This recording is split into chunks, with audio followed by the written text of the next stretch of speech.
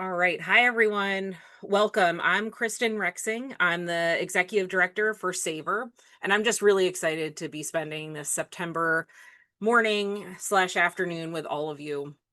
This is the first day of the SAVIR Fall Forum, which is a virtual mini conference or gathering that offers everyone a daily opportunity to come together, participate in some science sessions, some skill building labs, or networking with all of our injury and violence prevention community. And we started doing this a few years ago as like a midway point between the conferences because we found that everyone leaves the conference feeling really energized to see each other and spend some time in community together, and we wanted to kind of make sure that we give you that opportunity throughout the year. So thank you for joining us today. Today's session is recorded and it is available through the member portal after the session is over. It usually takes a couple days to get uploaded. So if you're new to us and you don't know who SAVIR is, we are the leading professional organization fostering excellence in the science of preventing and treating injury and violence. SAVIR helps members connect with colleagues, learn new skills, and share that research to advance the field. So we're really excited to have you here today with us. We have lots of resources online. You can find an expert through our Find an Expert database. We have teaching hubs. We have student early career opportunity boards, job boards, different workforce development materials. We have a really robust and amazing mentorship program. And then we also have student scholarships and a monthly newsletter. So feel free to check us out. If you are not a member, we encourage you to become a member. It's a great group of professionals. We're part of a movement that really promotes your work, growing your skills, influencing policy, growing your network, and giving you access to member-only content. But mostly it's just a group of amazing people who want to support each other. And I think that is more important now than ever. Our big conference is in Rhode Island this year with our partners at the Cobre. We're really excited. It's April 13th through the 15th. Call for abstracts is open. So we've already seen a few coming in. They close on October 10th. Registration is open. A handful of you are already registered. We're really excited. And if you're interested in becoming an exhibitor or sponsor, check us out. So few housekeeping items before we get started with what you're really here for, which is our method session. Again, today's session is recorded. It's available online through our member portal within a few days after the session closes. All of the slides will be made available. We'll be putting them in the chat, and I'll also put a full robust speaker bio in the chat. So we're just going to do quick intros of names and affiliations so that way we can really get to the meat of why you're here today. We encourage you to go into the chat. This is set up not as a Zoom webinar, but as an actual just Zoom meeting, because we want you to kind of connect and interact with each other. So put your name in, your affiliation, maybe your injury and violence prevention area of research, or a little something about you so people can connect. We also want to make sure that you have time to answer your questions. The presenters will talk for about 15 minutes, and then we'll save all of the questions at the end for the Q&A. But we do encourage you to interact with each other, interact with the presenters. If there's something that can be answered quickly with the presenter, with one of our amazing presenters, they'll go in and do so. But if not, I'll be sourcing all those at the end. So we do encourage you to kind of chat with each other, get to know each other. And today's method session, which is why you're really here today, is called Engaging with Communities Facing Structural Barriers to Engagement in Research. This is a topic that I have been thinking about for a couple of years now and looking at some amazing research happening across the field. And I wanted to bring this opportunity together for all of us. I think it's really critical. So injury and violence prevention researchers, we really try to strive to engage our communities, and specifically those disproportionately bearing the burdens of negative health and injury outcomes. So this is a mini course. Think of it as you're learning a little something from professionals in the field that gives you an opportunity to really think about moving beyond myths and engaging in highly impacted communities such as unhoused communities, LGBTQAI plus communities, and Black male youth. In your research and seeing kind of what the professionals across the field are doing. We hope that you walk away from today's session thinking about a new way of engaging in your own work, thinking about the research that's happening in the field, creating new connections and maybe new opportunities. So today's moderator, without further ado, is the wonderful Dr. Kelsey Conrick. She's a postdoctoral scholar at the University of Washington Firearm Injury and Policy Research Program, and I'll let her get us started. Thank you, Kristen, and welcome everyone. It's so nice to see so many familiar faces and some new faces. I think when we first started planning out the Fall Forum, this is the first session that we could really picture that really started coming together. So I think it's only fitting that it is a session that's going to kick us off. Initially, we were thinking of it as kind of doing research with hard to reach populations. But as we started having more conversations and planning, we realized that that language really wasn't sitting right. These communities aren't necessarily inherently hard to reach, but what often really makes engagement challenging are the structural barriers, the policies, systems, and even sometimes research practices that create that distance. So we really wanted to reframe this session today, and have put together a group of speakers who I think will really sit right with that framing. So to start us off, we will have Dr. Chris Collins. Dr. Chris Collins is an assistant professor and coordinator of the MSW program at the School of Social Work at Salem State University. So Chris, the floor is yours. Thanks, Kelsey. Good morning, good afternoon, good day to all of you. Very excited to be here with you all. I'm gonna throw some slides up for you. And um, I have a number of superpowers, and I'll tell you that one of them is not brevity.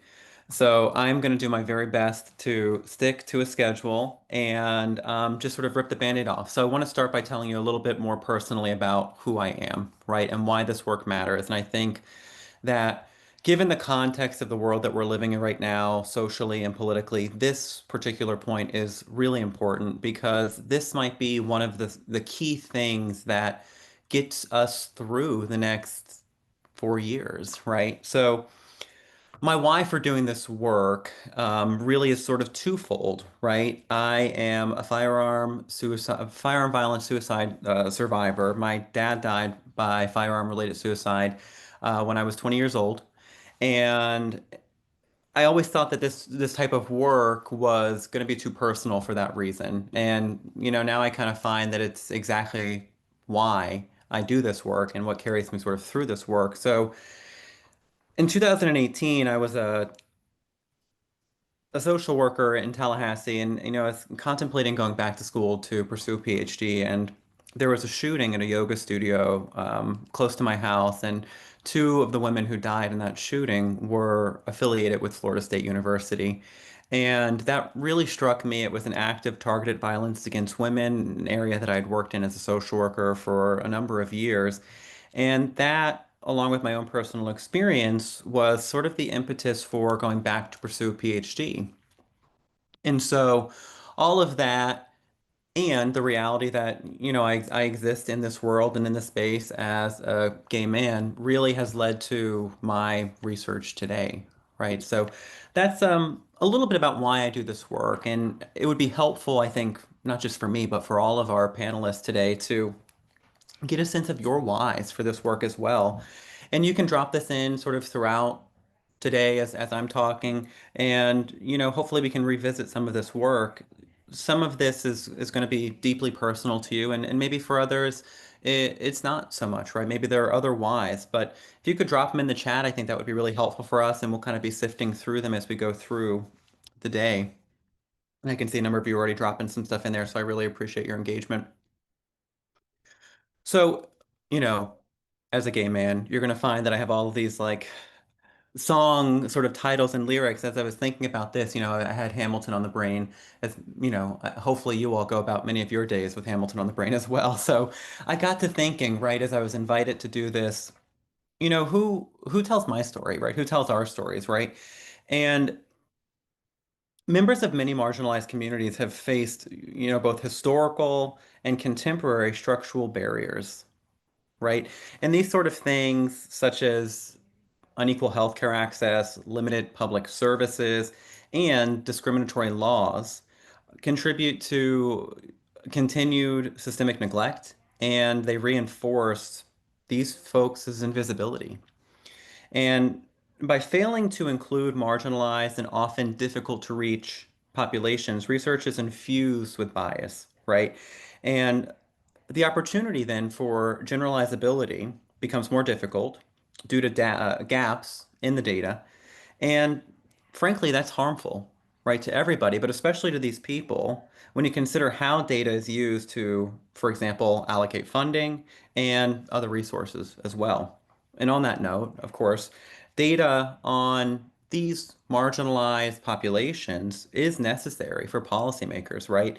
It's necessary for them to be able to make fully informed, practical funding decision-making decisions. So lots of reasons sort of why, and really personal to me, of course, as to my why. So how do I know? How will I know? In particular, maybe some of you are thinking, well, I'm already doing this work on behalf of these people and with these folks. Um, and but maybe others, this is sort of a new concept to you, right? And you're thinking, well, how can I be sure that the group that I'm working is marginalized? And maybe you're asking yourself, well, why does that even matter, right? So for those of you who have been doing and who have done this work previously, thank you. Consider this a sort of brief review. And for others, right, maybe for those of you who are new to this work, coming to it from a different perspective, welcome. And maybe you consider this a sort of crash course in this sort of work, right? So I teach research methods, to undergraduate and graduate students in social work. And, one of the things that I always challenge them to think about, and that I'll also challenge you to think about, is to think about all of the research that you've read throughout your careers and just reflect on who is most often reflected in those narratives, right? When diverse and marginalized folks' identities are discussed, have you ever found their experiences to be perhaps minimized, ignored, overly generalized, right? And, outside of research, in your own lives, and frankly, in our shared history, what stands out about who's had social, political, or economic power, right? As a gay man, I think a lot about how, simply because of my sexual orientation, I would have been diagnosed with a mental disorder up until 1973. The treatment probably would have been electroshock therapy, right? And in the current political climate, I think a lot about my marriage and what that looks like over the next year, right? So I imagine that if you are joining us today as a woman or as a person of color, right, you've probably had similarly difficult reflections on your own lives and experiences. So these sorts of structural, social, and political barriers are important considerations when evaluating whether a population is marginalized. And while the two are not mutually exclusive, you do have to recognize that all of this has made many of these folks increasingly difficult to reach for research purposes, right? Many of these folks throughout time to survive have had to sort of retreat further into those margins, right? And that makes it such that it is hard to reach these folks at times, right? Because if you think historically, and we could go on and on about the various examples, when these folks have been included in research, especially historical research, especially medical research, I'm thinking, they have been taken advantage of and they've been exploited. I think that in most disciplines, you probably could come up with several good examples of how minoritized people have been exploited through research, right? And one of the things I always think about in conducting research is how is this research going to support and serve the community with which it's meant to tell the narrative of, right? The reality is that marginalized voices enrich all of our data, all data, right? And not to be cliche, but inclusive data saves lives. You probably, if you scroll through social media, whatever your preferred form of social media is, see every other day something about data being suicide prevention. And it truly is for so many folks, right? So I want to share an important and practical reason for doing this difficult work. And in January, as you know, Donald Trump signed an executive order that had sweeping consequences, right? In essence, this order erased transgender people, and at least from the federal landscape, and with the stroke of a pen, made their lives even more difficult than they already were, right? Gender references on federal websites and sources have all but disappeared. Data on transgender HIV care is gone. LGBTQ plus youth healthcare resources, gone. Gender affirming care, gone, right? Personally, this change had immediate impacts on my research agenda, despite having submitted a data request through the Centers for Disease Control that included transgender homicide data prior to this executive order being signed. Our request was denied, and they actually followed up with us to ask if we still even wanted this data, the other data, which of course we did. So I want to be clear, right? This is erasure. And this data exists because of people like me and you, people who advocated for its collection, people who continue to do the hard work of collecting this data, right? Finding these folks to work with, to share their stories, right? Research in the world, right, are changing right before our eyes, and we cannot stop this important work. The goal of these continued funding cuts that we see seemingly every other day, right, are to discourage us, all of us, from doing this work.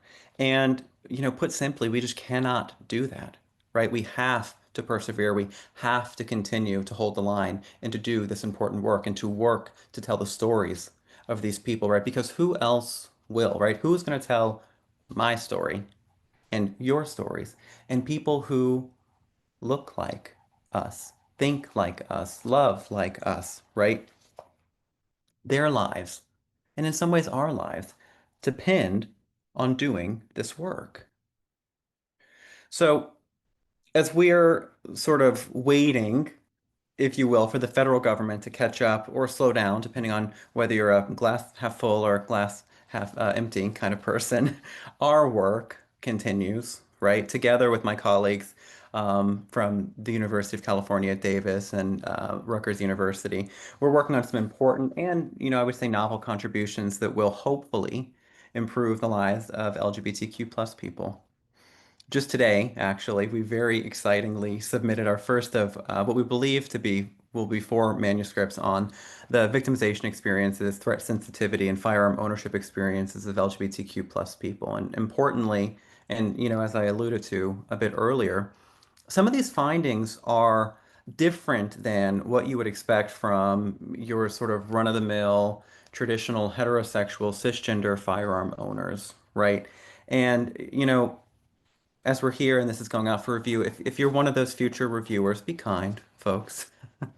But in all seriousness, over the next few months, we're working really diligently and looking forward to continuing to tell the stories of queer people by exploring their firearm storage behaviors and really excitingly, their experiences with suicidality, right? Which, if you don't know, is a largely unexplored area among LGBTQ adults in particular. There's not an overwhelming amount of data on this experience, and this is sort of one additional piece of data that we were able to gather in the pursuit of this research project, right? But we're not going to stop there, right? Of course. And, as you all have seen, and as I shared earlier, the funding environment and landscape is changing. And, for those of you who are doing firearm injury prevention research, which I understand is not all of you, we're not unfamiliar with this particular landscape, right? These sorts of freezes and pullbacks have happened before and will happen again, right? But the work still has to get done, right? So, as I'm thinking about wrapping up this afternoon, I'll share that all of that work, which was funded in part by the New Jersey Gun Violence Research Center in the 2023 funding cycle, has led to 2 additional grant submissions recently. So just an example that this work can continue to happen. People are still funding this work, but you do have to perhaps do a little bit more due diligence in locating those sources, right? So this first project that we're excited about, which would be funded by Kaiser Permanente,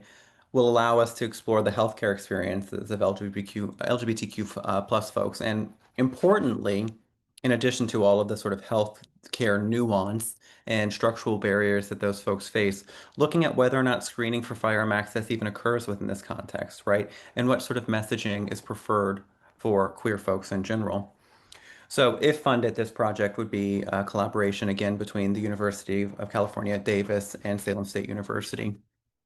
And we would importantly be working through sort of a civic engagement lens with healthcare providers on both the East and West Coast in the Sacramento and Greater Boston area to really engage with consumers, right? Who matters the most to. And under the leadership of my friend and colleague, Dr. Colleen Walsh of Vanderbilt, we also recently submitted a grant to explore the firearm ownership landscape of women with a particular emphasis and focus on women of color and queer women. Um, and so, as I'm wrapping up and as you're thinking about your own research agendas, I hope that you will be open to the idea of mining for some of these important data nuggets, if you will, especially if you're a firearm injury prevention researcher, right? Because there is still so much that we don't know. And as a result, there's a lot of work to be done because we understand now, I think, better than we did, I mean, even a year ago, but especially more than 5 or 10 years ago, that the sort of stereotypical view of, who owns and accesses firearms is changing. And right, and maybe it was never what we thought it was, right? But there are a lot of different people, a lot of diverse and marginalized folks who own and access firearms regularly for various reasons. And so if you're thinking, well, I'm a scholar of insert population or group, there may be a space at this table for you, right? You just sort of have to make it, okay? So I'll take any quick questions in the chat, and then I want to sort of relinquish my time back so that we can stay on task, on time. Thank you so much, Chris. That was a great way to start us off. And best of luck on your pending grants. We will let you take any quick questions in the chat, but we will go ahead and turn it over to Dr. Kristian Jones, who is our next speaker. Dr. Kristian Jones is an assistant professor at the School of Social Work at the University of Washington. Good morning, everyone, or good afternoon if you're not on the West Coast like me. Can everyone see my screen? Well, first off, thank y'all for taking the time to come to this presentation. Let me time myself to make sure I don't go over. Thank you, Dr. Collins, for a really great kickoff to today. I found your talk to be super inspirational, and I'll do my best to build upon it. And a shout out to my Uncle Chris and my grandmother May for taking the time to attend this presentation. I wouldn't be here without you all, so it's quite humbling to see you all in the crowd. So today, I'm just going to be talking about member check-in and trust building with young people and just some lessons I've learned across some different research projects I've done, especially the last few years being an assistant professor at the University of Washington. So every single class, presentation, guest lecture that I do, I love to start with an opening reflection. Unfortunately, I don't have the time to go back and forth with the crowd a little bit about you all's wisdom on this topic. But if you feel compelled, please just write in the chat or feel free to just reflect internally. How do you know your findings from a research project are credible? And what steps have you taken to ensure the findings of a research project are relevant and usable? Just give you all a few seconds to marinate on that before I go into what member check-in is.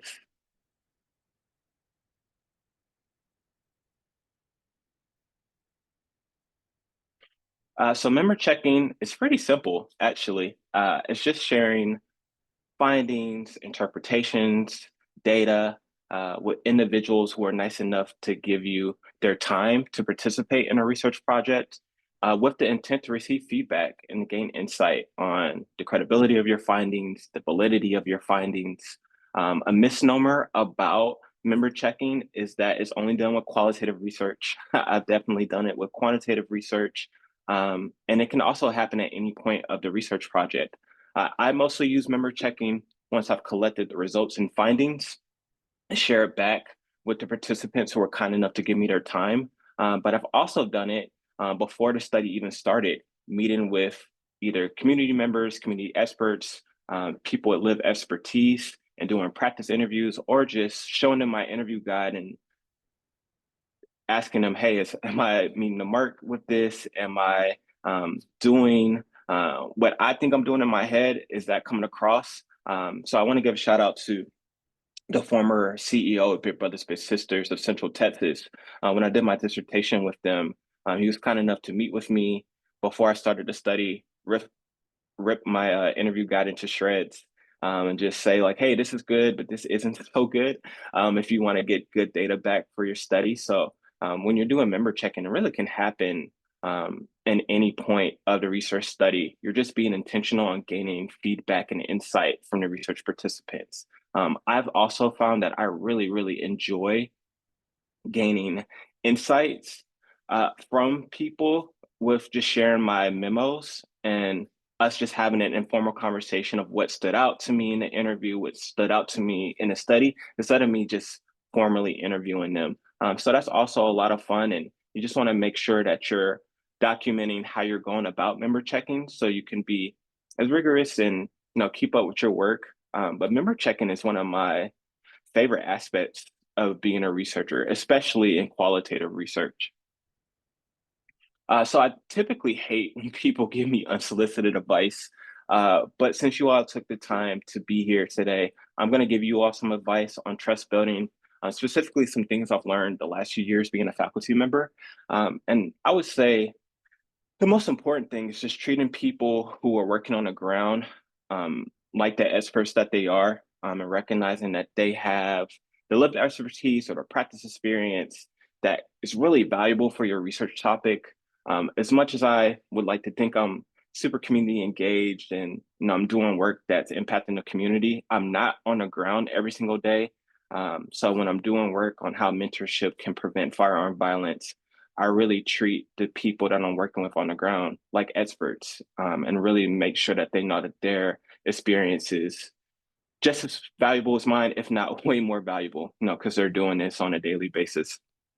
Something else that I've really grappled with the last few years in particular is just really acknowledging and like grappling with the history of your institution that you represent in the local and national community. So whether that be a university, a nonprofit, a think tank, not everyone who's interacted with your institution has had a good experience with that institution, and that's really important to acknowledge. This was an outlier situation, but I have been cussed out before by a community leader because I was unaware of the harm that the University of Washington has done in a specific community in Seattle. And while me and that community partner are cool now, that was a really transformative experience for me to really sit with the harm that my institution has done. And whether I like it or not, I'm a representative of the institution. So me and that person, we're really cool now. We presented at a conference together in New York actually earlier this year. So I think they were impressed that I wasn't intimidated with that initial interaction. But it really was a really good lesson that as down to earth as I try to be, as much as I try to be approachable, some people will associate you with their experiences with an institution, and you got to find a way to break down those barriers. So finding a way to be patient, yet consistent. It's kind of this delicate dance you're playing. And when you're building connections with community orgs, you definitely want to be persistent but not annoying. And again, that's a delicate dance. And you definitely want to humanize yourself, and go about informal ways of connecting with people. So like Dr. Collins said in their presentation, positionality is so important. I would argue positionality and intersectionality are some of the more important concepts that have been developed the last 35 to 40 years. And they're not just like buzzwords, abstract. Your lived experiences and your identities and how they impact how you navigate the world has a huge impact on how you conduct research. So everyone that knows me, they know I'm from Marietta, Georgia, right outside of Atlanta. I genuinely think Atlanta is the best city in the world. And if not the best, got to be top 10. I bring that into every room that I'm in. I love serving young people. I miss being a clinician on the ground every day, but do my best to try to do relevant research that's helping systems serve young people better. I used to be a foster care counselor. That comes up a lot. And when I do work with DCYF in Washington State, I had the privilege of attending at HBCU. I wouldn't be here if it wasn't for HBCU. My parents met at a HBCU. And if it wasn't for that, I literally wouldn't be presenting to you all today. And this comes a lot with my work with young people, specifically Black young people in Seattle who maybe don't have as much exposure to HBCUs.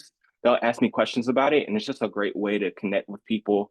I'm a huge LeBron fan. I'm a LeBron apologist, so that's led to some really funny debates with community partners on who they think the GOAT is and who I know who the GOAT is. And sadly, I've lost a really good friend of mine to firearm violence. So I definitely try to speak his name anytime I'm doing a presentation like this. I wish JVR Woods was still with us. But this, aspect of my life is really, really important when I'm doing work with community violence intervention programs that are working every day to prevent gun violence. Sadly, I wish I couldn't relate, but it does give me some credibility in terms of, working with these people on the ground and letting them know that this has really impacted me as well. I'm not just researching it because it's a hot topic, it's impacted my life. And, I want to do my part to make society safer for all of us. So you want to, be intentional on what you disclose about yourself. Definitely not necessarily trying to make friends with community partners, but just let them know that you're human, even though you might have all these degrees and credentials. So I've been privileged to do a number of really great community engaged projects since moving to Seattle in 2021. The first one I did was with Seattle Public Schools with the Kingmakers program. And it's basically just an ethnic studies course that also acts like a mentorship program for Black and Brown young boys and young men in Seattle Public Schools. And so I led the qualitative component of a program evaluation with them, ended up talking to 44 students across 5 different schools, did 16 different classroom, different visits. And the big thing I want you all to take away from my experience in this project is just how gratifying it is to go meet with young people before you actually conduct the study, whenever it's possible, whenever time permits. The administrator helping me with the study was absolutely fantastic, Adam Hazlip. And he was like, hey, I set up this time for you to go do these focus groups. You can come to the school at this time, do the focus groups, and then, go on about your day. I was like, I really would love to go and introduce myself first, ask the young people if they're even interested in being in the study, talk about, where I'm from and why I'm doing the study. And I'm so glad that I did that because it led to the most satisfying moments of my career. Kids just giving me applause just because I'm a professor at the University of Washington. Someone looking me up and be like, oh my gosh, you're famous, you're a celebrity. So not only is building rapport great for research, but it also is just great to feel like you're appreciated in the community. So in terms of the member check-in for this study, it also was just really satisfying to give the young people and the administrators and the teachers in this program the themes and them making some slight but really important changes. So instead of saying educated relationships are important, changing that to they're central because they advocated that they're the foundation of the relationship. Without that relationship, the teachers in the program feel like they're not able to do their good work in the program. And then I originally put Kingmakers as a safe space. They advocated we don't really feel like there's really a safe space for Black men in this country, but this is a sacred space where we could be ourselves and we're celebrated. So really slight but really powerful tweaks that I wouldn't have done if I wouldn't have done member checking. And then really quickly, like I said, I used to be a foster care counselor. Really want my research to always be serving, making the child welfare system better for young people in some type of capacity, whether it's avoiding the child welfare system altogether or thinking about how we can improve those services for young people. So I got invited on to a project with my mentor / colleague, Dr. Emiko Tajima, and led the qualitative component of a systems assessment for extended foster care. And those of you all who don't know, extended foster care is just a program for young people who don't reach legal permanency in their foster care placement and to provide them resources and help to make that transition from adolescent to young adulthood. So we collected qualitative data from people in DCYF all across the state who are serving young people in some capacity. We had an advisory board of young people who were kind enough to give their time and help us throughout the project. And they did a lot of things that were fantastic, but the thing that I loved the most was when we developed the findings, we showed it to them, and then they helped us draft recommendations to present to the state Congress. And a lot of the recommendations that they had were stuff that I would have come up with. They just framed it in a way I never would have been able to because I don't have that lived expertise of navigating the child welfare system. So when we talked about expanding the reach of extended foster care, really reconsidering the eligibility criteria for extended foster care, well, they were able to really stress the magnitude of these recommendations in a way that I just wouldn't be able to. So they were nice enough to give us their time, to really help us draft these recommendations so we could present it to DCYF in a way that made sense, but then in a way that also would impact young people coming through the system. And I'm especially proud of this project because it led to a tangible policy change in Washington State. My colleague, Dr. Emiko Tajima, testified about a year ago to get rid of all of these silly, honestly, eligibility criteria for young people to just access extended foster care. So I share this not to brag, but to show that without the input from the young people who were nice enough to give their time to be on an advisory board, I genuinely don't think this would have been possible. So a few quick things before I end my time. Just a few more things, unsolicited advice for you all. Don't expect trust to be given to you just based upon your title. I often find that when people find out I'm a professor, then I have to do a lot of work to like humanize myself and let them know like I'm just a regular person. Like I watch college football like everybody else. Like all these degrees don't really mean anything. I'm just trying to do my part to serve the community. Please don't take data from the community and not give anything back, even if it's just like a really short one page. Hey, these are the findings of the study. Because these orgs can use that for funding, and it can take years to build trust and genuine collaboration with community partners, but it's always, always, always so worth it. And not everyone's going to want to work with you. I bet a really high percentage in Seattle, but not everyone wants to work with me, and that's completely fine. But when they do, it's just always worth it. It was me in the back cheesing at a Kingmakers event a few years ago where they honored me. Actually caught me off guard. I didn't know I was going to be given a shout out. But it's just always very satisfying whenever you feel like you're appreciated in the community. So I've gone just a tad bit over. So I appreciate you all's time, and happy to answer any quick questions or comments before we go to the next speaker.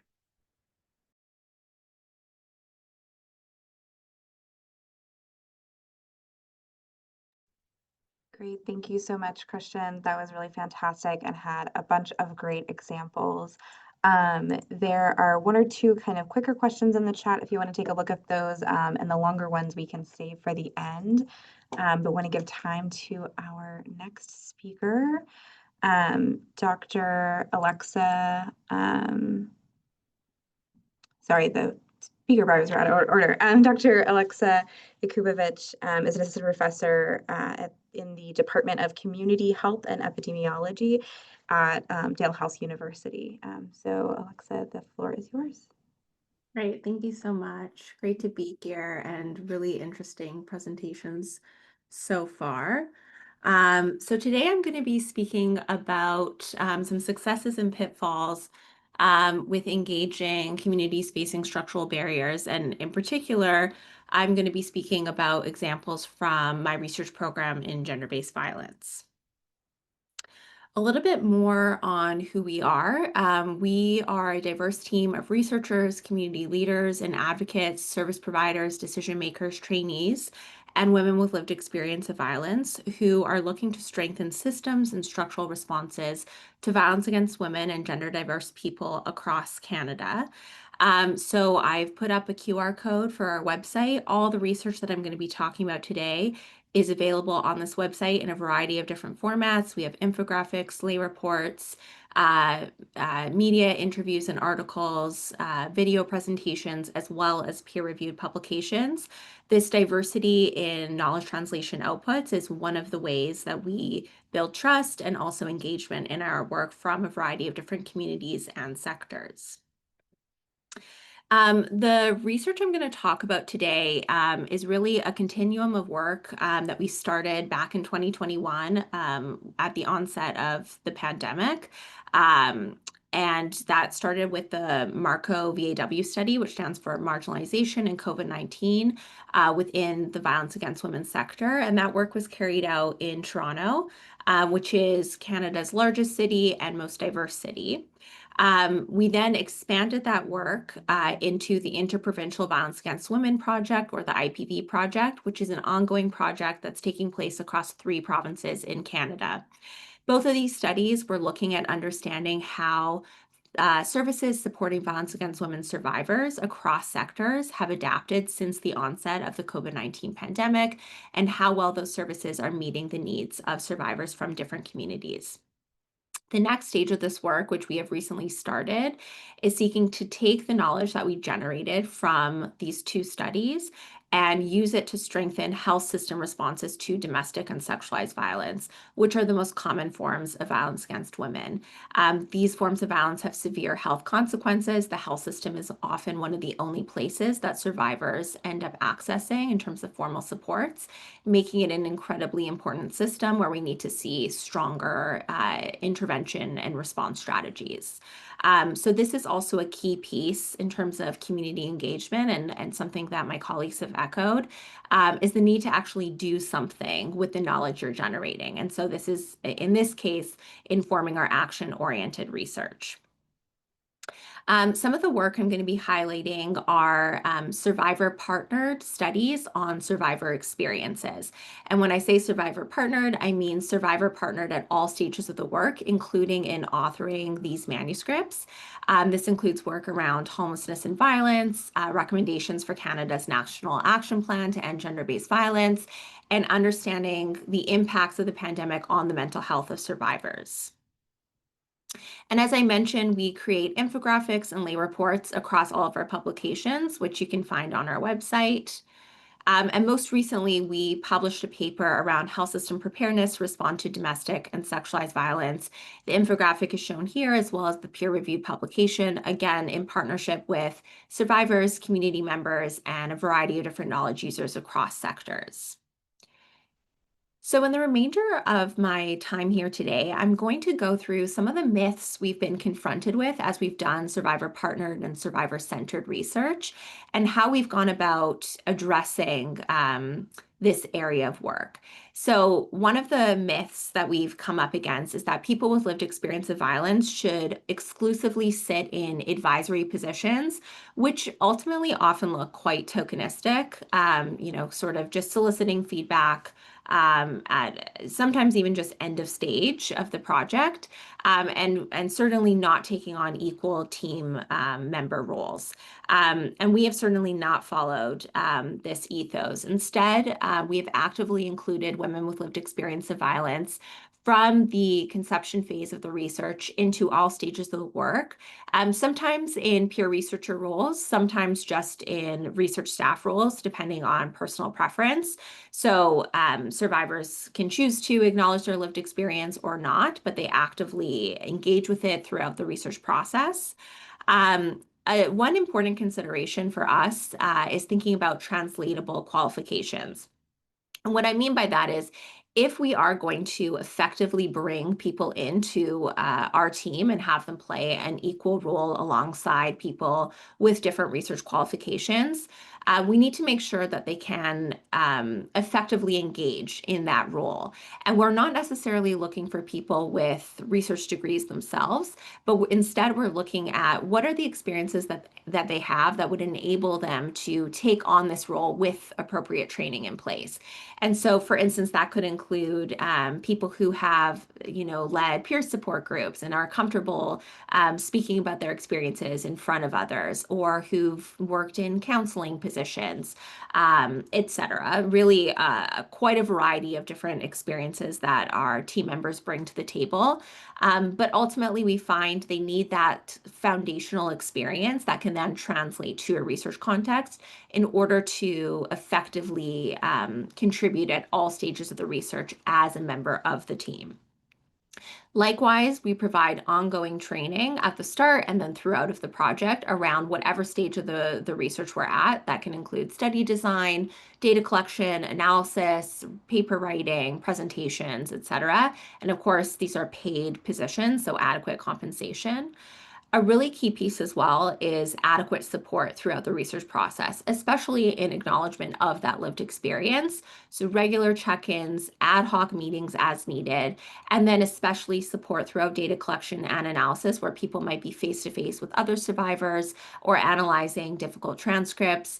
So we debrief after every single interview and also just provide one-on-one support whenever needed throughout the research process. In addition to our peer researcher positions, we do also have an advisory group that includes knowledge users across different positionalities and sectors. And this has included ensuring we have representation across relevant sectors, population groups, and geography in the areas that we're working. We have terms of reference that we've co-established with our AG members. And we make sure that this group doesn't just serve in a tokenistic position, but really is actively involved, again, in all stages of the work. And that's facilitated through monthly meetings where we really have used flexible and creative methods to facilitate meaningful engagement. That can include using visuals, going into one-on-one rooms where we pair up participants to be able to talk to each other one-on-one on a particular topic, and then we bring everyone back into the bigger room to share their updates. Sometimes with people with really busy schedules, it means facilitating 15-minute one-on-one calls where we can, get their feedback on whatever stage of the work we're at and then incorporate it into the overall feedback that we're taking onto the project. Also allowing people to provide feedback in whatever way they see fit, whether that's directly commenting on a document, sometimes actually uploading pictures of their comments, having them verbally walk through it with us. So essentially just really meeting people where they're at so that they can participate and engage in the work. So these two roles are very different. And in the AG roles, we are looking less for that translatable qualification piece and really just trying to bring people with different life experiences into the work. And that's where we see really that flexibility in terms of how widely we can engage across communities. Another myth we've come up against is that, if we try to do research with survivors, we won't be able to engage a diverse sample of survivors. Oftentimes there's concerns around those survivors facing multiple forms of marginalization, whether that's economic marginalization or challenges with internet accessibility or literacy, et cetera. There's been a variety of ways that we have identified how to recruit as diversely as possible. A key piece has been the support of our advisory group and making sure we have those partnerships in place to support us in recruiting survivors from a variety of different social positions. And likewise, it also means we have to repeatedly contact organizations and a variety of different other modalities, whether that's mailing lists, professional networks, associations, people listed in public registries, attending events and meetings, but making sure we're continually getting our name out there and sharing information around our project. And a key piece also has been co-determining our strategies with our community partners and figuring out what's worked well for them and what hasn't worked well for them. We also have utilized extended or multiple rounds of data collection. So keeping, in one case, the survey open for almost a year so that we can keep doing this ongoing recruitment and ensure we get the diverse sample, or just having multiple rounds of data collection, whether it's a survey, then an interview, followed by a reopening of a survey, and then sharing that data back to community organizations to support trust building, showing that we're handling the data appropriately and telling appropriate narratives that aren't harmful. Honoraria has also been a key piece of recruitment of our community members, but there is debate around what is an appropriate honoraria amount and format. We've done cash honoraria. There's been pushback around that. The amounts have been pushed back on. And to that, I would say, long story short, you need to follow the advice of your research ethics board, as well as trying to meet the needs of your community partners. Another myth has been that study participation can't be trauma-informed or accessible. And so I want to just briefly summarize some of the ways we've handled this, both in surveys and in interviews.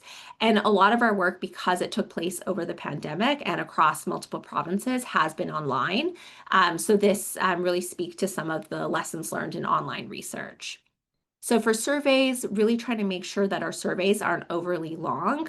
So using skip logic where people don't have to answer every question has been very valuable. Also allowing people not to answer questions as they see fit. So not requiring, making every question required has been very important to ensuring we get as much data as possible. Allowing people to answer open-ended questions. For some people, that's much easier just to kind of free form write their experiences rather than answering close-ended questions. And of course, using accessible language wherever possible, which is in part facilitated through extensive piloting with our team, with our advisory group members, as well as soliciting piloters from our target populations. And also, because it's online research, I want to just quickly highlight the importance of data validation. Very briefly, when you are trying to recruit a diverse population, you often put it out as far and wide as possible. And unfortunately, in this day and age, that can lead to a lot of fraudulent responses, both in terms of people actively posing as research participants who aren't truly eligible, as well as survey bots. And this happened to us in one of our earlier studies. We were hit by 4,000 survey bots early on in data collection. This is just an example of one of those responses. So for instance, date of birth 2022, saying they're from Texas, New Brunswick, which doesn't exist. So we have developed a rigorous data validation protocol. We ensure during our studies that our survey link is not posted on social media. That includes actively searching for the URL across social media platforms. And then we've actively included questions to try to detect fraudsters or bots. I find this is an area really not discussed in research, whether in publications or presentations. So just want to highlight this is a pitfall that should be actively considered whenever you're doing this online research.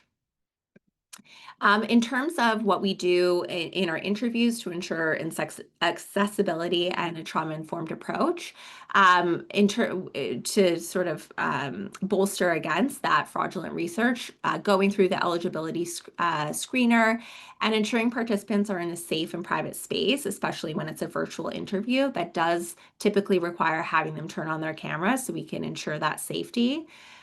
We've made sure that our interviews follow a semi-structure guide where the interviewer can take the interview to different areas of conversation depending on the participant, and really sort of follow the cues of our participant.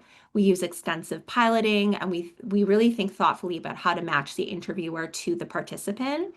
We have our interviewers take field notes, and they are debriefed after every interview, both for their support, but also to really get a sense of how the interview went and how we can apply lessons learned in future data collection. We also have prepared resources for all of our participants, so mental health resources, specifically anti-violence resources, and we also have now recruited an on-call crisis counselor for all of our survivor participants who are available up to a week after the interview date to support the participant in terms of anything that might have come up for them through the interview and to help them find resources in their local region. I want to conclude today with a final myth around the idea that we shouldn't be engaging survivors as research participants. Sometimes people feel concerned around whether it will be re-traumatizing or how it will impact survivors. I find this to be quite patronizing, and I think ultimately we should see people from all different communities as autonomous individuals who can choose for themselves whether to engage in the work. And I want to highlight some of the responses that we get to a question we ask at the end of every interview, which is, how has talking about these things made you feel? And overwhelmingly, we get positive responses to this question. So some examples, people describing it as a relief that every time they share their story, they shed a little bit more keeps going, and thanking us, feeling grateful. It's hard to speak about, but I think every time I speak about it, it gets easier. Feeling empowered, knowing 2 young women are listening and that you guys are hopefully going to make suggestions for improvement, and that can make a change. Another participant, I hope that you take this and put it to good use. That's a really key piece, making sure we're actually doing something with the knowledge we're generating. Finally, one participant shared, I think what I would love to make more known or more heard is ask us. We want to talk about it. When you're doing your studies, ask people who've been through it. Take it out of the theoretical, because there's actually people who are living it. I've participated in a couple of things now. It's really validating to have people like yourselves or other situations where people want to hear what it's been like. It doesn't happen often. So some final reflections. Community engaged research with marginalized populations requires additional time, resources, and effort, and this is not always rewarded by academia. But as we've seen from our own studies and the way that participants talk about our research, it's one of the most important ways of ensuring that our work has impact, both in terms of how participants feel in taking part in the work, but also in terms of what we can do with that information after, by being connected in those communities and sectors that can actually make a difference in the problems we're studying. Appropriate attention and resources does need to be devoted to considerations around team building, data collection, analysis, and knowledge translation. And this is especially the case in the environment of increasingly online research, where all of the problems are really amplified. From our own lessons, researcher flexibility and meaningful partnerships are really critical to doing this work properly. I'll leave it there and just want to acknowledge our funders and all of the participants who've taken part in this work. Thank you.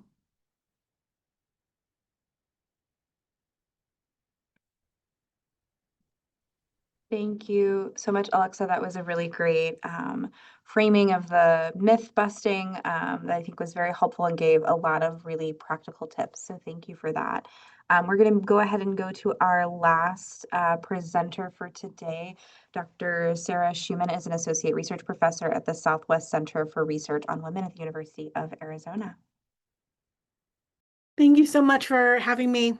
I've been sick, so excuse my voice, or if you can't hear me, just sort of yell at me and I'll try to go a little bit louder. So as Kelsey said, I'm at the University of Arizona, but I live in Northern Arizona, which is the cold part of Arizona. I like to put that out there as a PSA because everyone's always like, it's so hot, because I'm also from the East Coast, but it's not. And I'm going to follow up on this with talking about some more methodological considerations you can use when engaging with populations who have been discriminated against. My work primarily is done in the world of homelessness, and I'm going to talk about some work I do in encampments. And just for some background information, because I know that's not a traditional sort of violence and injury prevention topic, homelessness has been on the increase in the United States, certainly since 2020 and COVID. And with that, unsheltered homelessness, or people who are sleeping in places not meant for human habitation, have increased. And one of the most visible ways we see that is in homeless encampments.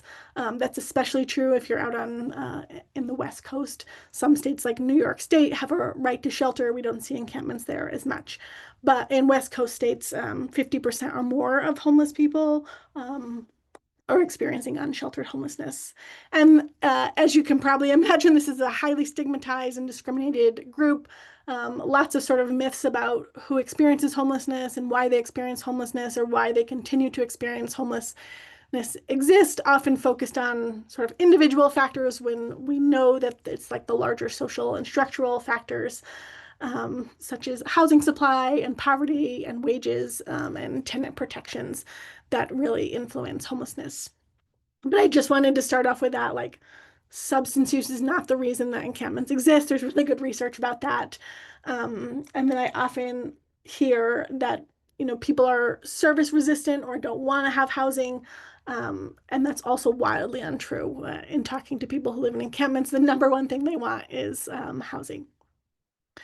One of the ways that encampments have been dealt with in the United States is through sort of punitive measures, things like sweeps or telling people to move along, or in, you know, worst case scenarios, throwing away people's stuff while they're not there. And we also know from a public health perspective and a human rights perspective that that's really unhelpful to people and leads to worse outcomes in basically every aspect of their life. And so I'm working on a project right now that's divided into 3 different phases to learn about. The project's focused on Arizona, so you'll see that a little bit throughout here, but I think it applies to many places. You know, sort of what's going on in the state in terms of homeless encampment resolution, like what sort of strategies are people trying? The second phase has been to talk to 300 people who live in homeless encampments, and so I'm primarily going to talk about that work. And the third phase, which we're doing now, is to evaluate some different strategies that are being used. And I'm happy to answer questions about any of this, but I want to get into the methods more. So in Arizona, like many places, homelessness has increased over the last 5 or 6 years. We've seen that basically in every state in the United States. And a lot of news was paid attention a couple of years ago. There was a very large homeless encampment right in downtown Phoenix, which courts mandated. Sort of residents and business owners complained and went to the courts, and courts mandated that it be closed within sort of a 9-month period. And so that led to thousands of people being displaced. Many cities and towns in Arizona have also enacted camping bans or some other sort of punitive measure around homelessness. Again, that's quite common in many states. We have a proposition that just passed early this year that allows for residents to decline to pay for property tax if they feel that their homes or businesses have been negatively impacted by homelessness. And then at a federal level, I mean, we see lots of stuff happening, but I'll just sort of summarize that to say a deprioritization of a program called Housing First, which is getting people into housing and then helping them address other issues, which is like the most robust evidence-based strategy we have for moving people out of homelessness into stable housing. So as I mentioned, people who experience homelessness, and particularly unsheltered homelessness, regularly experience stigma and discrimination. That's sort of at the individual and interpersonal levels. You know, stories we hear all the time of people who were like, someone rolled down their car window and told us to die or to get out of here, or they wish we weren't alive. Like really horrible things people experience on a daily level, all the way up to, you know, lack of access to quality health care, discrimination in applying for housing, if you ever have had a history of homelessness or an eviction on your record, if you have been involved with the criminal legal system. And so many people have multiple stories of negative experience with service providers and outreach workers, including the people whose job it is to help them, homeless service providers as well. And so even though they can sometimes be highly visible, hanging out, you know, in public locations such as parks during the day, they often also work really hard to remain hidden. And so there's sort of this like visible, invisible tension. And similar to what Alex was just saying, people may have trouble talking about their past and present experiences in the sense that they've had negative experiences doing that before, or that it is traumatic, but it's not a reason to not engage people around these topics. We know that historically in the world of homelessness, the people who have been making decisions and policies and programs for people experiencing homelessness are not people with lived experience themselves. So we need to learn more about people's actual experiences and what they want and wish and need for their lives. So the main question for this presentation was, how can methods help us access, build trust, and hear the actual experiences of people experiencing homelessness. And I think each of the previous presenters, although their topic wasn't specific to homelessness, helped in part answer that question, that these methods work across populations and different experiences. So strategy one, echoing some of this previous work, is to really include people with lived experience as the researchers, sort of in development of the research question and priorities all the way through doing the research and dissemination. And so for this project, we were really fortunate to hire 7 different co-researchers to help us with data collection, sort of and beyond, all of who have experience or who are currently experiencing unsheltered homelessness, many of whom also have other lived experiences which help them connect with people experiencing homelessness. And from a logistical point, I think this, depending on your university, can be sort of a nightmare. It entailed for us like a ton of paperwork. Totally worth it, but just putting it out there as you're thinking about doing this, like to build in the time to do this, and a lot of back and forth about how we're able to pay people, which ended up being hourly, and paying for meals and transportation and things like that. They certainly helped us design questions that were more meaningful and appropriate. In some cases, people had lived in the encampments that we were working in, so like their ability to locate specific people and build trust, and manage expectations both on both sides about what the research was going to entail. Like, because we were giving incentives, as we should do, we often had like a lot of people who wanted to participate, which could end up people waiting a really long time to participate. So managing all of that. Some other things I think we didn't think about up front, but I would consider more in doing this work again, was we did training sort of on the front end, but I think some of the other projects we're talking about doing it throughout. I think that's a great idea. And we had a lot of challenges with the hiring paperwork and accessing internet and computer and, DocuSign and people having PDF readers and stuff like that. And so working around some of those logistical things. And then finally, I will say my university continues to take a very, very long time to pay people, like 1 to 2 months after they've done the work, despite like multiple conversations. And so being really honest and upfront about that has been important to the project.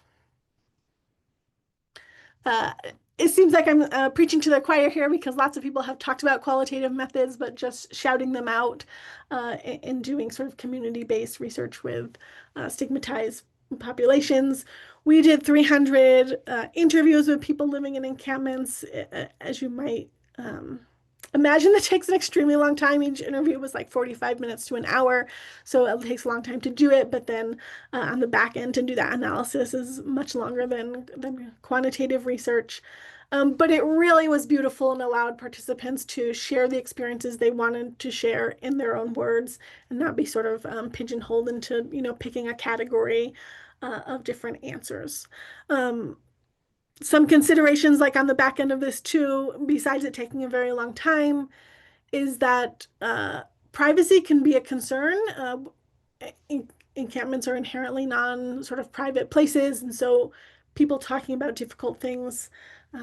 We brought chairs and erected tents and sort of had people managing that, but something to think about. Perhaps most importantly is to be kind and generous with people. I think we all found it very hard to turn people away from the research. And so, coming in with the mindset that like maybe not everyone's going to be able to do an interview today or participate in this research, but everyone here matters and their stories matter. And one way we can address that is to have like the lowest barrier possible to participate. And so for us, right, you have to work within your ethical review board as well. Was they had to be an adult, they had to be 18 or over. And they had to have experience living recently in an encampment. And so some people were experiencing homelessness, but maybe were staying in a shelter. And so we found that very difficult, I think, to turn those folks away, but try to set up protocols and policies to do that in a very gentle way, and set up realistic expectations. We also ended up, I would say, paying I don't know, a handful of people, or maybe 10 people or so out of the 300 who weren't actually able to complete an interview because of their current life circumstances, like weren't able to answer the questions, but had sat down with us and waited, and giving people an incentive in that case, either way. So even when the interview didn't go ideally. And again, just coming back to this, like not only people experiencing unsheltered homelessness, but many people are sort of ignored at best or harassed at worst on a daily basis. So really thinking about that, we were able to pay people in cash, $40, which was well received, particularly the cash part. We've tried different things in the past that haven't been as useful. And I think my final one here is planning for difficult situations, and stories. Obviously, any story of homelessness is going to be traumatic. One way we were really careful about this is research really well documents sort of the reasons people experience homelessness. So we didn't ask people again and again to tell us about why they were homeless or what led to their homelessness, because we didn't feel that that added a lot to sort of what's currently known about homelessness. Certainly, some people wanted to share that, and we, encouraged and respectfully listened to that. But really thinking about what questions we needed to ask to advance what was going to be useful, versus like just what we wanted to know. Obviously, like all research folks could skip questions or walk away at any time. Also, as Alex was just mentioning, having structured debrief sessions. And I would say having a plan for emergencies. Certainly carrying Narcan is one of them, but yeah, there was a lot of drug use, and sometimes fighting, and sometimes other people had called the police into situations that we just happened to be nearby with. So thinking through that with your research teams. And one thing I wish we had done differently, I think, was to build counseling into the budget more consistently. We ended up, one of the universities ended up offering it to us after some back and forth. But that would have been a nice thing. And then I think service referrals for people experiencing unsheltered homelessness are very hard. And so I think we went out there with the papers and all the resources and stuff, but that often doesn't work for people. So really thinking more about that. Okay, I will end there, and happy to take questions. That was great. Thank you so much, Sarah, for that. Also want to bring attention to folks in the chat. Kristian has been putting in the slides. So a lot of our presenters have had some really concrete tips that you might want to revisit in the future. So those are also in the chat. We'll open this time up for questions. I know we have a couple in the chat, but I actually have a burning question for our presenters. So I think I'll go first. Also feel free to use the raise hand feature if you'd rather just speak your question. I have a question for all the presenters kind of together. You've all talked about the importance of collecting these data. I think, Chris was using the language that these data can literally save lives. And so across all of your projects, you've talked a lot about the kind of trust building you've done, but these communities also face really real risks when participating in research in this current climate where these data about gender identity, reproductive health, firearm ownership, kind of all these questions can potentially be used in harmful ways. How are you all approaching data protections and confidentiality, and kind of what practices with partners have you guys built in to safeguard those participants' data? Whoever wants to start. I can speak because I'm probably going to be the different one in the bunch because I'm in Canada. So it's not the same for us over here, although we have had to think about what software we're using because some of the cloud-based software that we've used, it stores the data in the US. And previously we've gone through privacy assessments through our different research ethics boards, and all that software has been checked off. But now with all the changes in the US, we've had to redo these privacy assessments. So I guess like that's the first piece, is that we have a research ethics board and a privacy office, and we have to put in protocols for all of these different pieces around privacy and confidentiality. But also just in terms of how we work with partners, we only work with the de-identified data. So for instance, with our qualitative research, we now ask all of our interview participants what pseudonym they want to go by. And then all of the data is labeled with that pseudonym rather than their real name. And all of the identifying information is kept separate from any other data that they provide us. So that's one of the ways that we've gone about that.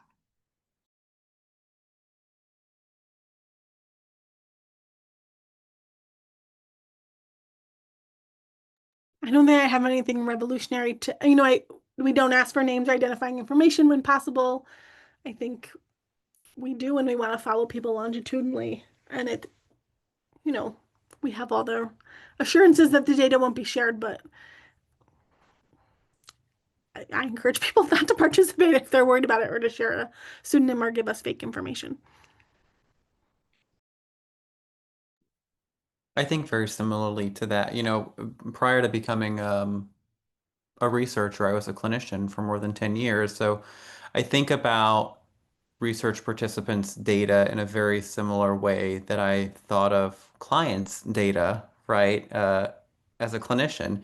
And I hold it with the utmost respect, reverence, and confidence. So, to everyone else's points, unless entirely necessary, not collecting, identifying information that's going to be connected back to individuals. And that can sometimes be difficult depending on, to Sarah's point, exactly what it is you're tracking and for how long you're tracking it. But in qualitative research design, for example, ensuring that we're not collecting actual names and getting pseudonyms for folks, and then in larger quantitative samples, and ensuring through sort of multi-step review process that there are no points at which even inadvertently identifying data might be collected. And, one of the things I think about that we may take for granted, and I know that I do, is not intentionally deactivating IP address tracking.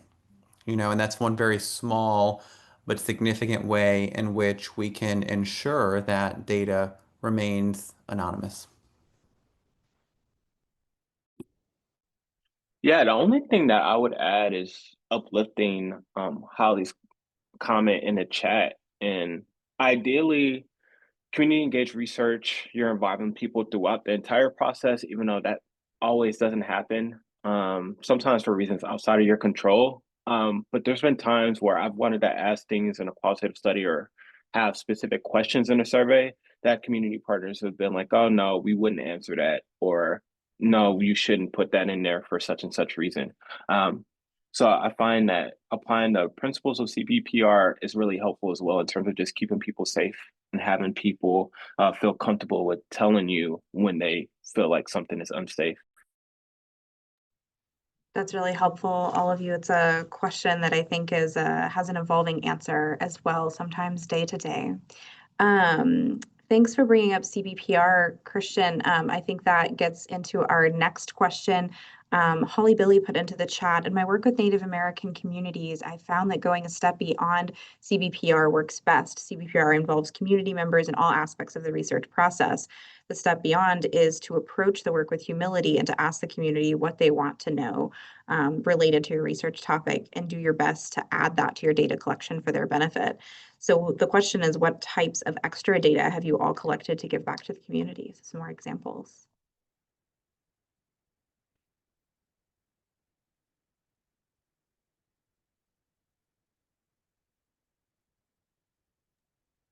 I can start us off. I would say the biggest thing, I have a research answer, then I have just like a personal answer. One for the research, I don't think it's more so like extra data, but more just being intentional with the data that you get and like using it in different ways. So like I've created reports with organizations, and that's really great because it's in a format that they can show funders, or because that's always the biggest worry for community orgs that I work with is just funding. That's just the number one thing that they're always asking about. So giving them something that they can use to market their program, I found that to be really, really helpful, creating one pagers. And then I presented with a few different community partners at different conferences, and that's a really good, cool way for them to talk about their org, talk about the findings of whatever project in a way that not only benefits my CV, but hopefully benefits them as well. But from a personal level, I think I wouldn't describe it as like collecting data, but I think it's really important to be present with the people that you work with. So I've been invited to different community events, and I'm not collecting data there. I'm not there as a researcher. I'm just there as me. And that creates a lot of buy-in and a sense of community that, I really do care outside of just getting a tangible product from them.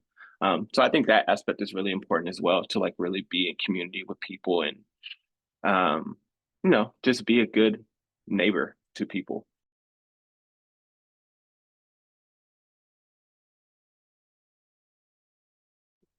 Yeah, just building off of what Kristian was saying. So one thing that we've done in terms of incorporating people's questions and perspectives into the research is with all of our advisory group meetings, we usually start with sort of like what we call like field updates. So basically like what is going on in people's organizations or sectors or communities, depending on where they're from, just to basically say like what is important to you right now and incorporating that into whatever stage of data collection or analysis that we're at. So if it's data collection, adding a question into a survey or interview that speaks to those topical issues. And if it's at the analysis stage, sort of layering on the current context or climate into our interpretation of our data. But similarly, sort of giving people also the outputs that are useful to them has been a key piece of our partnerships as well.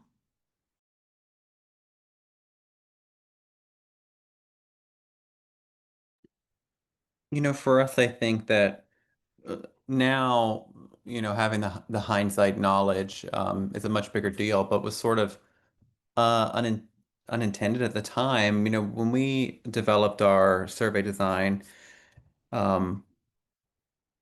we were, of course, thinking about the suicide experiences sort of holistically among queer firearm owners specifically, but we have a large sample of nearly 900 queer people, and about half of those folks are current firearm owners, and everyone answered these questions. So there were a number of questions that had skip logic where non-firearm owners wouldn't have responded, but in this particular set of questions, everyone answered these suicide questions. So we sort of unintentionally stumbled upon what I now understand is pretty significant just because there's such a dearth of information, and that's just the suicide experiences of queer people at large. So of course we can sort of compare the experiences of firearm owners and non-firearm owners, but just in general, I think of all of the contributions that this science will make to the field, I think that that is perhaps the one I'm most proud of, which, at the onset of this project was entirely unintentional.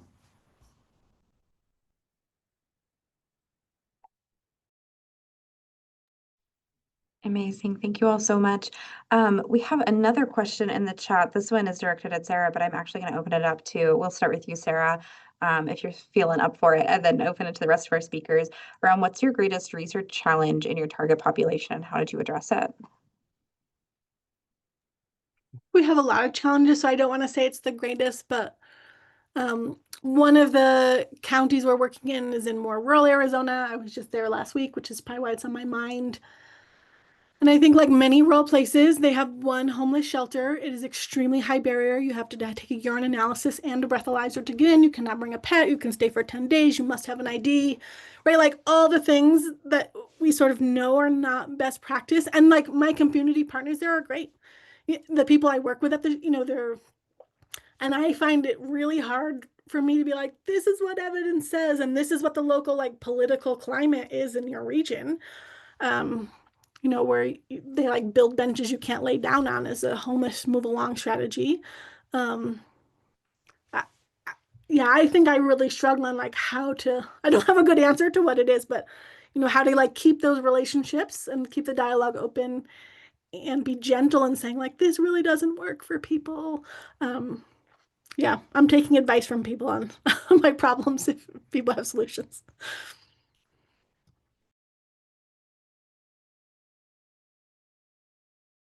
Thanks, Sarah. That does sound very challenging. Kristian, or Alexa, do you have any insights from you all talked about a couple of different populations, but any kind of things sticking out for you? I think for me, it has a lot less to do with like research participants, right, in the target population, and more so to do with um, something that many of you have probably had to experience in your own careers. This sort of justification of the why, right? And when I started doing this work 2 years ago, and we submitted this grant, and I realized, wow, nobody's really talking about firearm ownership experience of queer people, and that's wild to me. And one of the pushbacks I get frequently, even now with this data, is, you know, why does it matter? Why do we care about queer people owning firearms, and do queer people even own firearms, right? And that's not like a new thing, right? I feel like, as a social work researcher, as a queer person, I've always sort of had to create space at the table and sort of justify why I'm here and why I'm doing what I'm doing. And I think that's been the hardest thing, is having, on my worst days, having the tenacity to continue to push through and tell people this is why this work is so important. And, by understanding this specific feature of a population where, you know, I think all of our lives are enriched for that, right? And I think that we are, I think about it as sort of like painting by numbers, right? We can draw a silhouette with our research, and this is sort of the process of coloring in the finer details and providing more nuance, which I think is a really beautiful thing that we have the capacity to do as researchers. Yeah, when Sarah was talking, that really resonated for me because that's the first thing that came to my mind was just the challenge in some of the organizational partnerships, which I think in my case are really essential for recruiting our participants. It would be impossible to recruit a survivor sample without going to anti-violence organizations. And so ultimately, a lot of that recruitment is coming up against what I would kind of call like gatekeeping, which is there for good reason. I mean, a number of panelists have spoken about sort of the harms that the research institutions and academic institutions have perpetuated in these communities. And so ultimately, that is where people's responses are coming from. But it makes it really difficult to get those participants sometimes because you have to go through what is essentially a middleman. And the way that we have gone about it is in part trying to include as many organizational representatives on our advisory group as possible so that they can feel really involved and engaged in the work from the get-go and be part of shaping what we are doing. But in some cases, it's also that sort of iterative feedback process where we sort of collect some data and then we create a lay report or an infographic and we share it back so that they can see kind of what we're doing with the data, what our intentions are, how we're using it, the narrative we're telling, and then opening up another opportunity for recruitment and then reaching out to new people through that kind of second wave or third wave or fourth wave sometimes. So really just kind of having that flexible and creative process has been one way we've gone about it. Yeah, and I would add really quickly, my biggest challenge has nothing to do with the population. Once they get to know me, it's actually like pretty fun. It's the tension that academia creates with the metrics I have to hit to get tenure, and just how long it takes to do like good community engaged work. Just like with anything in life, is about relationships, and it takes time to build relationships. It's pretty hard to do that when I'm expected to like publish 5 or 6 times a year. So I think the thing that I've done, I've been told I'm very nice, but I'm also very opinionated. So I'm always complaining in meetings about how unfair the expectations are. And I think that has helped me complaining about how much I have to work in order to hit these metrics that they have. But I don't know, we need like a pretty large scale change in academia to be more accepting of other types of research and how long they take to do. That is indeed a great point, and maybe something we can bring up at the upcoming Fall Forum session on the tenure in the new world. Coming up, is that Wednesday, Kristen, and I remember that correctly? That is tomorrow afternoon. Tomorrow. Great, tomorrow afternoon. Okay, well, thank you all so much. I really appreciate your time. Thank you to all of our speakers. Those were such helpful presentations, such amazing, really practical tips and tricks. And I will turn it back over to Kristen to wrap us up. Just want to echo Kelsey's many thank yous. Thank you to all of our presenters and to all of you for taking some time. I think that was a worthwhile discussion as we navigate previous challenges and new challenges moving forward. So thank you all for your time. Again, take a moment, scan the QR code, do an evaluation. You'll be receiving an email at the end of the week also reminding you to do the evaluation. Recordings will be available on the member portal. Again, the presentations are available in the chat.